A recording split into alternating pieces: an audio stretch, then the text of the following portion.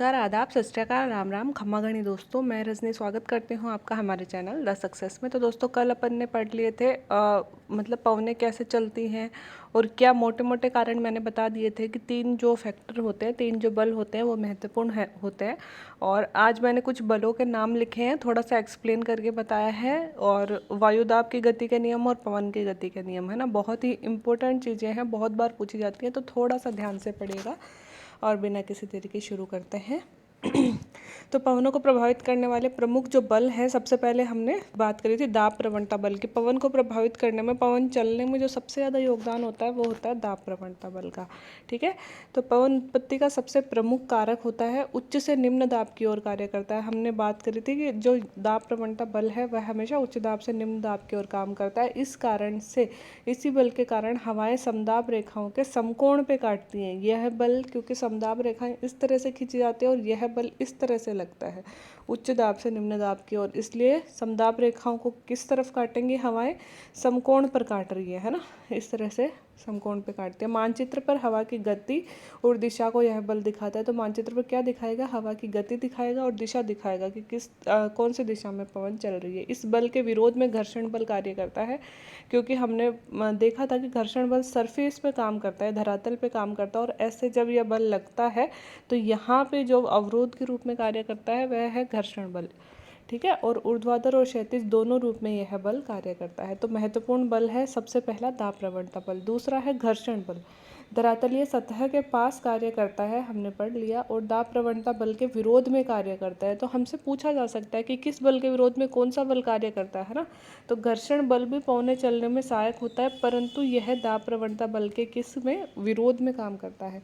क्षैतिज पवनों की गति को रोकता है। ऑब्वियस सी बात है कि दोस्तों नीचे वाली जो क्षैतिज पवनें होंगी, जैसे कि ये धरातल है और इसके बगल में जो पवनें चल रही है एकदम जस्ट धरातल से ऊपर, इनकी गति को क्या कम करेगा या रोकेगा? क्योंकि यहाँ पे नीचे धरातल पर सरफेस बल काम कर रहा है।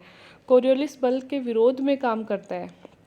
और यह बल कैसे काम करता है? कोरियोलिस बल के विरोध में, कोरियोलिस बल के विरोध में काम करता है। और कोरियोलिस बल सबसे ज़्यादा कहाँ पाया जाता है? ध्रुवों पर पाया जाता है। ठीक है, तो यह बल भी कोरियोलिस बल के विरोध में काम करता है। कोरियोलिस बल का काम क्या था? आगे वैसे आ जाएगा, हवाओं का विक्षेप करना। ठीक है, धरातल से 3 किलोमीटर की ऊंचाई के बाद यह बल कमज़ोर हो जाता है। तो घर्षण बल का प्रभाव मोस्टली धरातल से 3 किलोमीटर की ऊंचाई तक ही रहता है, उसके पश्चात यह बल कमज़ोर हो जाता है। तीसरा है कोरियोलिस बल, जिसे हम विक्षेप बल भी कह सकते हैं। ये पृथ्वी की घूर्णन गति के कारण उत्पन्न होता है। जब पृथ्वी घूमती है और उस गति के कारण, घूमने के कारण जो बल उत्पन्न होता है उसे हम कोरियोलिस बल कहते हैं। खोज किसने करी थी? फ्रांसीसी गणितज्ञ था जी कोरियोलिस। कौन था? फ्रांसीसी गणितज्ञ जी कोरियोलिस।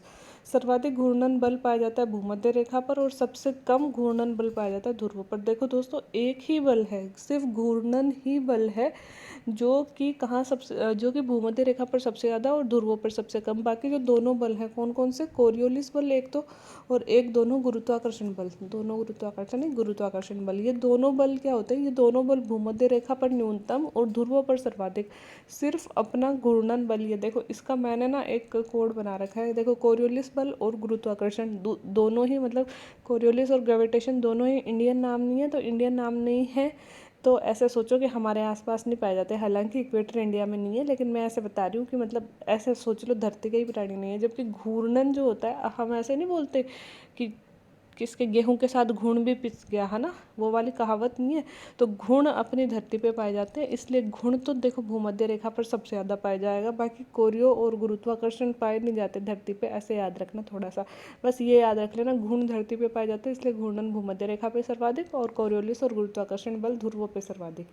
ठीक है, और कोरियोलिस बल के कारण जो हवाएं होती हैं, ये याद रखना, बहुत बार पूछा जाएगा। कोरियोलिस बल के कारण जो हवाएं होती हैं वह उत्तरी गोलार्ध में अपनी मूल दिशा के दाहिनी ओर और दक्षिणी गोलार्ध में अपनी मूल दिशा के बाईं ओर मुड़ जाती है। उत्तरी गोलार्ध में किधर? दाईं ओर, और दक्षिणी गोलार्ध में अपनी मूल दिशा के बाईं ओर। जैसे कि ये इक्वेटर है और हवा इधर से आ रही है। ठीक है, तो जैसे ही उत्तरी गोलार्ध में अब इसने प्रवेश किया, इक्वेटर के ऊपर कौन सा? उत्तरी गोलार्ध, तो प्रवेश किया तो ये इसकी मूल दिशा है और मूल दिशा से इधर मुड़ जाएंगी, दाहिनी ओर मुड़ जाएंगी। ठीक है, और दक्षिणी गोलार्ध में बिल्कुल इसका उल्टा हो जाएगा, अपने मूल दिशा से बाईं ओर मुड़ जाएंगी। ठीक है, इस बल के कारण ही सतह पर पवनें वक्राकार और चक्राकार गति का रूप ले लेती हैं, क्योंकि कोरियोलिस बल का काम ही यही है, वक्राकार मतलब घुमाना पवनों को। तो इसी बल के कारण चक्रवातों की उत्पत्ति भी कोरियोलिस बल के कारण ही होती है। जहाँ इस बल का अभाव है वहाँ हवाएं चक्राकार नहीं हो पाती है।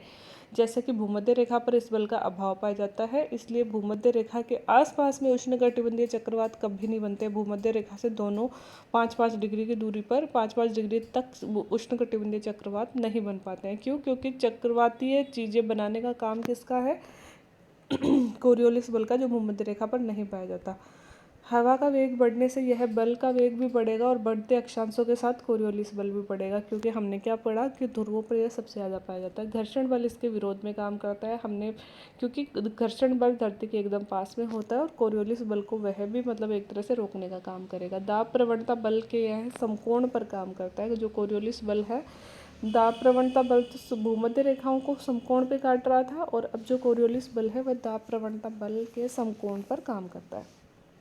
तीसरा अपना बल है भूविक्षेपी बल। भूविक्षेपी बल को हम परिणामी बल भी बोलते हैं। दाब प्रवणता बल और कोरियोलिस बल जब संतुलित हो जाते हैं तो इस बल का निर्माण होता है। किसका?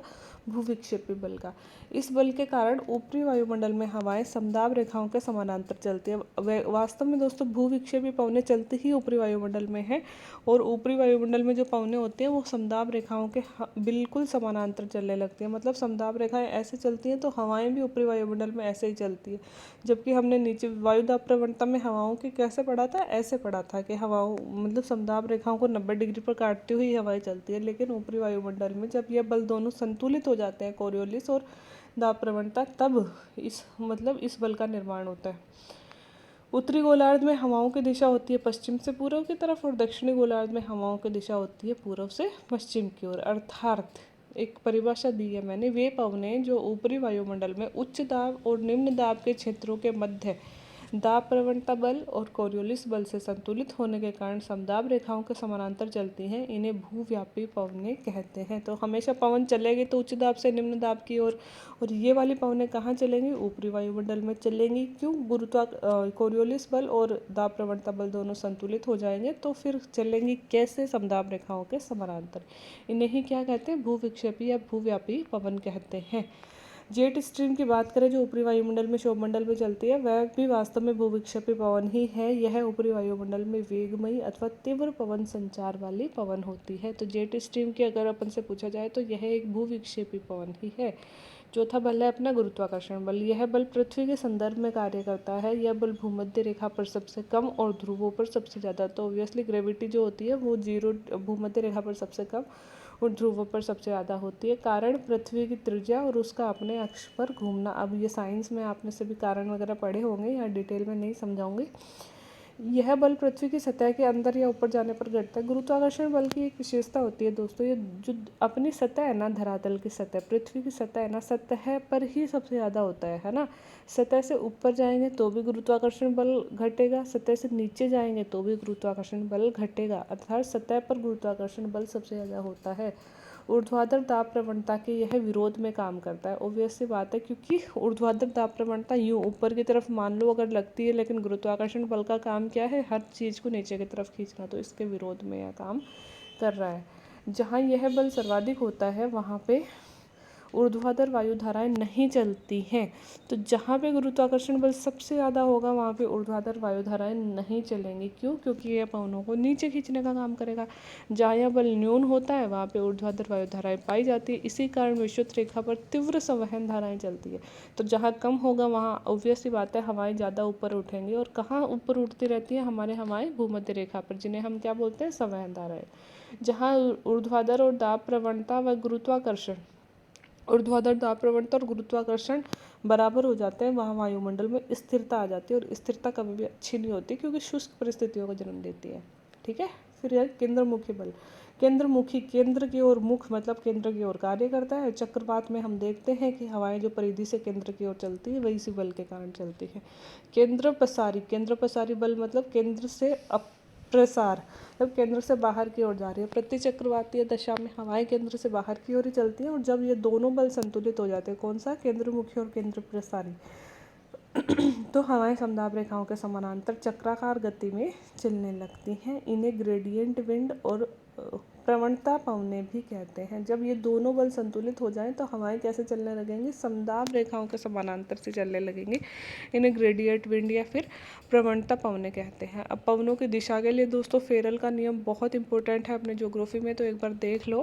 फेरल का नियम क्या है? फेरल का नियम जो कोरियोलिस बल है ना, कोरियोलिस बल वाला नियम पढ़ा, वही सेम फेरल का नियम है। पवन की दिशा और विक्षेप से संबंधित है। ठीक है, कि यह फेरल का नियम भी हमें पवन की दिशा और उसमें विक्षेप को बताता है। जिस दिशा में पवन प्रवाहित हो रही है उस दिशा में मुंह करके खड़ा हुआ जाए, अथवा जिस दिशा से पवन आ रही है उस दिशा में पीठ करके खड़ा हुआ जाए, तो उत्तरी गोलार्ध में पवनें अपने मूल दिशा के दाईं और दक्षिणी गोलार्ध में पवनें अपने मूल दिशा के बाईं ओर मुड़ जाती है। देखो ये कह रहा है कि मान लो ये है अपना इक्वेटर, जिस दिशा में पवन चल रही है उस दिशा में मुंह करके, मान लो यहाँ से हवा आ रही है। अब पवन की दिशा क्या है? उत्तरी।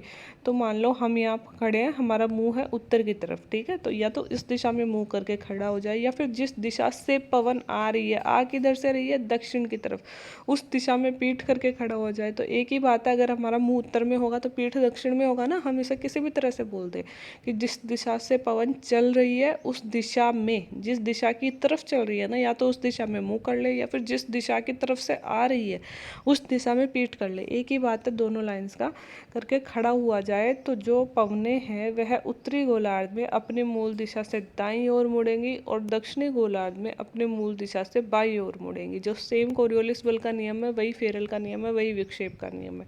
ठीक है, तो ये तो हो गया फेरल का नियम। अब बॉयज़ बेलेट का नियम है। सबसे पहले तो बॉयज़ बेलेट का नियम है किससे संबंधित? वायुदाब से संबंधित। और फेरल वाला किससे था? पवन की दिशा और गति से। ठीक है, तो वायु और वायुदाब की दिशा से संबंधित है।